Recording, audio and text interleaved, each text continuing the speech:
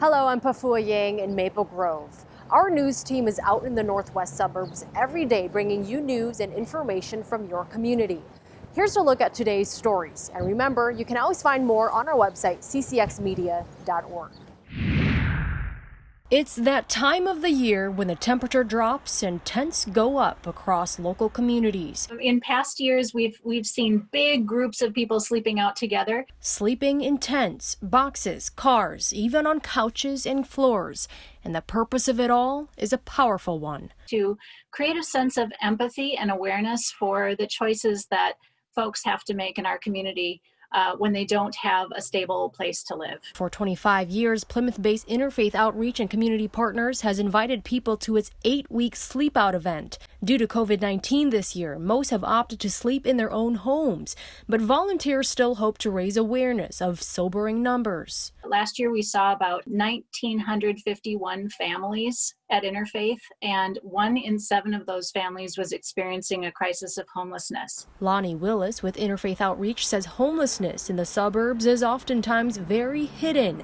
It doesn't look like it does in downtown Minneapolis. Those who are experiencing a crisis of homelessness in our area, many are doubled up, which means that they're choosing to live with a family member or a friend.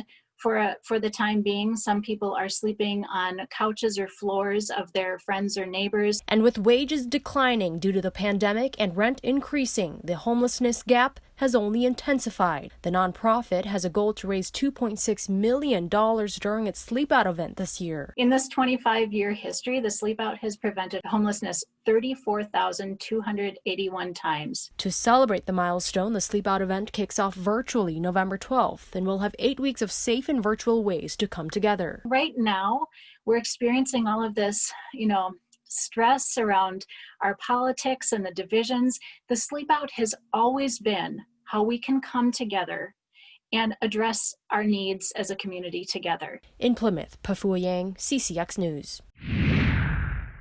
A Golden Valley immigrant who came to the United States with little money is inspiring and educating people through his new book called Total Financial Awakening. Homestead Road CEO Andrei Sekurik came to the United States from Belarus in 2004 with little money, but he was determined to make it. I could barely speak English. I'm still learning it. And I didn't have any friends. I didn't have any credit reports or credit score. And it didn't stop me. Andrei worked odd jobs, delivering pizzas and doing construction. He has a finance degree, but at the time, no one would hire him. It's a very humbling experience. I didn't really enjoy it, but I had to do the work. He eventually became a loan officer and started investing in real estate. His company, Homestead Road, is one of the fastest growing companies in the Midwest. I didn't have any money whatsoever, and I was able to use my friends' money, bank's money, seller financing, and that's how I got into real estate. His book, Total Financial Awakening, is somewhat based on his journey. Andrei wants others to know you can make it if you have a plan and a purpose for a better life. It's like a GPS. If you have a GPS, if you don't enter the destination, you can drive around all your life and never going to get where you want to be. Sonia Goins, CCX News. Hennepin Technical College is hoping to break down technology barriers among its students through a federal grant. We'll take you inside to show you the efforts. I'm just doing a chapter right now. I'm about to take a test, so.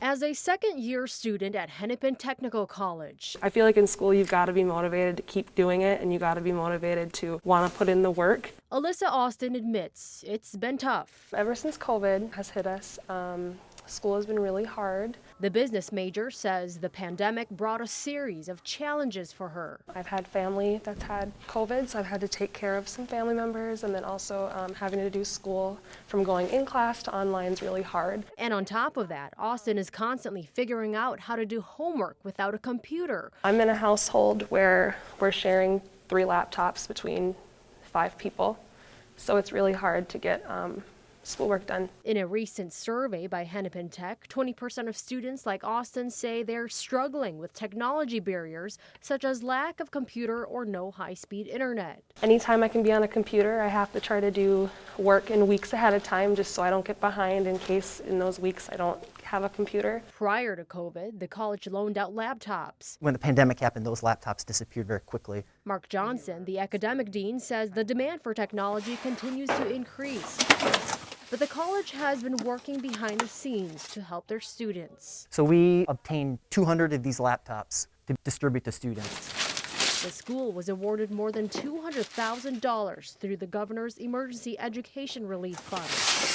So we're using the funds to buy 200 laptops, plus anywhere from 20 to 50 hotspots for students so they have access to reliable Wi-Fi. Laptops will be distributed in January. Students can keep the technology for as long as they need without a fee. Many of our students meet the criteria that was identified in the grant of being an underrepresented student. That means first generation, low income, it could be students with disabilities. It's great that they're doing that too, and they have more to give out. Austin hopes it'll take the pressure off of other students in need. By having a laptop, it'll be easier to transition into what this pandemic is doing for students and just being able to work from home. In Brooklyn Park, Pafu Yang, CCX News.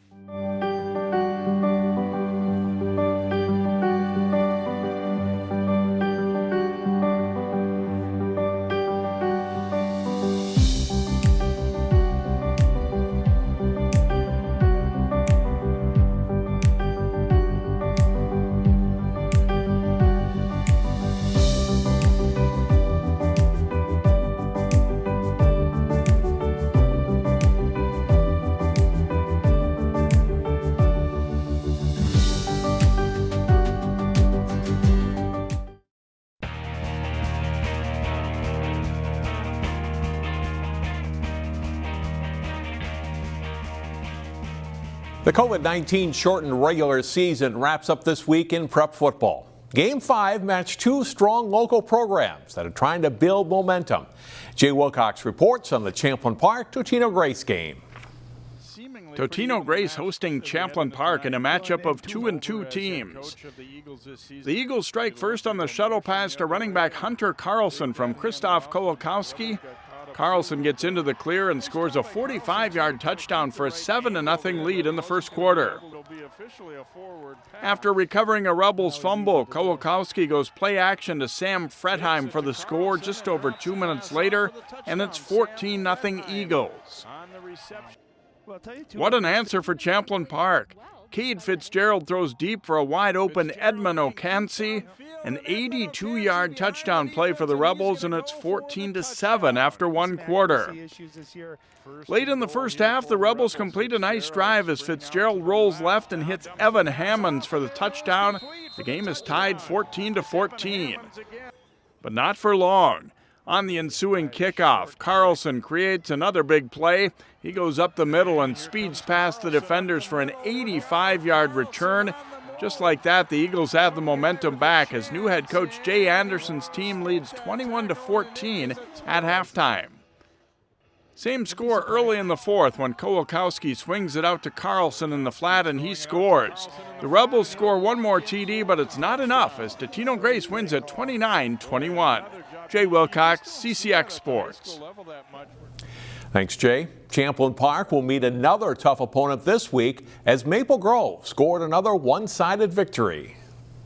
Maple Grove football at home looking to improve to 4-1 on the season as they hosted Anoka. First drive of the game and Derek Jamison gets the carry, and the junior accelerates through the Anoka secondary and goes 38 yards for a touchdown, and the Crimson leads 7-0. Following an Anoka turnover, the Crimson offense strikes again. Michael Zupke is in from 6 yards out, and it's 14-0 Maple Grove. The Crimson defense shuts down the Tornadoes all night. Nate Becker with a quarterback sack, one of two for him in the game. Second quarter, and Jamison gets loose again, breaks a tackle, and he is gone. A 37-yard touchdown run. Jamison finishes the game with 178 yards rushing and 3 TDs. The Crimson are up 31-0 at halftime. Early second half, and the pass from Jacob Kilzer to Nate Elms, and the big fullback races 63 yards for a touchdown. Maple Grove blows out Anoka 60-0, They're scheduled to face Champlin Park Wednesday night in a game you can see live here on CCX. The Breck football team is putting together a strong season. Here's Jason Melillo with highlights from the Mustangs' latest win. The Breck School football team hosting Patrick Henry, the Mustangs going for their 4th win of the season. Early first quarter, Breck quarterback Charlie Reichs breaks a tackle, gets outside, and scampers 36 yards for the touchdown and a 6-0 lead. Second quarter, on 4th and long, Reichs goes up top and connects with Jack McKenna to the Henry 16-yard line. And they cap the drive on the rollout pass from Reichs to Carter Tyson, and he's in for a 13-0 lead. The Patriots punting from their own goal line, and 270-pound lineman Sonen Gutma gets through for the block. That would set up another Breck touchdown. Late first half, Reichs gets his 2nd rushing touchdown of the game, juking and stiff-arming his way to the end zone for a 27-0 Mustangs lead, and they roll to victory, improving to 4-1 this season. Jason Melillo, CCX Sports. Thanks, Jason. For more sports and news stories like this, please visit our website at ccxmedia.org. That's all for sports. I'm John Jacobson.